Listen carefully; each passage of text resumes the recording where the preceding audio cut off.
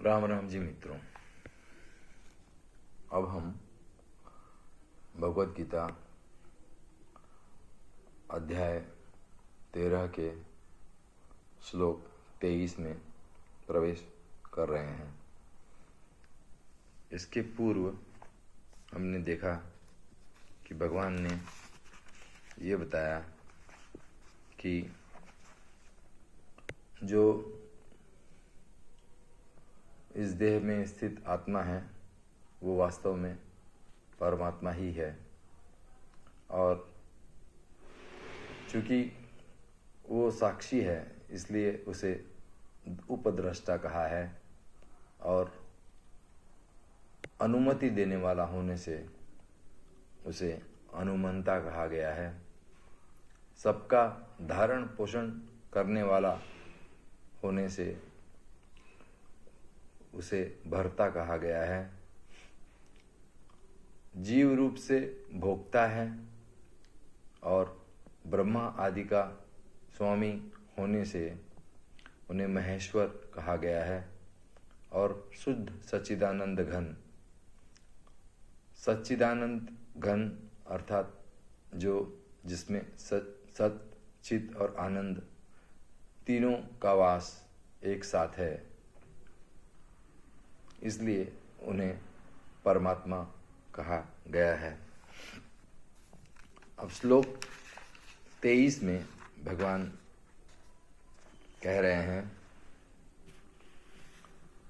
यह एवं वेत्ति पुरुषं प्रकृतिं च गुणैः सह सर्वथा वर्तमानः अपि न सह भूयः अभिजायते। इस प्रकार पुरुष को और गुणों के सहित प्रकृति को जो मनुष्य तत्व से जानता है वह सब प्रकार से कर्तव्य कर्म करता हुआ भी फिर नहीं जन्मता। भगवान श्री कृष्ण कह रहे हैं कि प्रकृति और पुरुष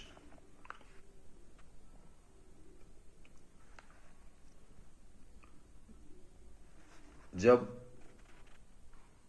एकाकार होकर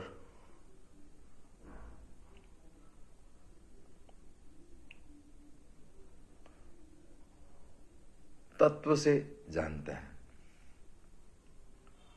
तत्व से जानने का अर्थ है ईश्वर के उस स्वरूप को समझना, जानना जो वास्तव में निराकार सच्चिदानंद घन स्वरूप, जो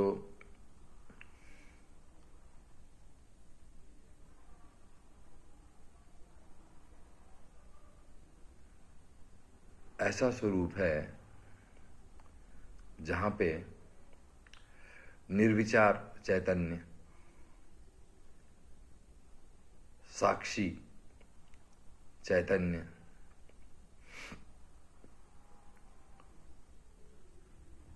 प्रस्तुत होता है।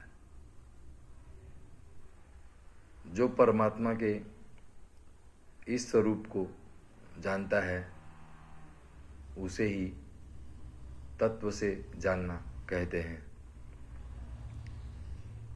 परमात्मा अनादि है, अनंत है, और वही सब में स्थित है। ये जानना विवेक से, बोध से, भक्ति से और निरंतर परमात्मा की याद से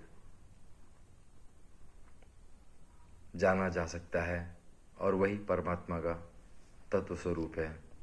ऐसा व्यक्ति फिर से जन्म नहीं लेता या वो मोक्ष का भागी होता है। ये भगवान श्री कृष्ण ने इस श्लोक में बताया। अब इतना ही।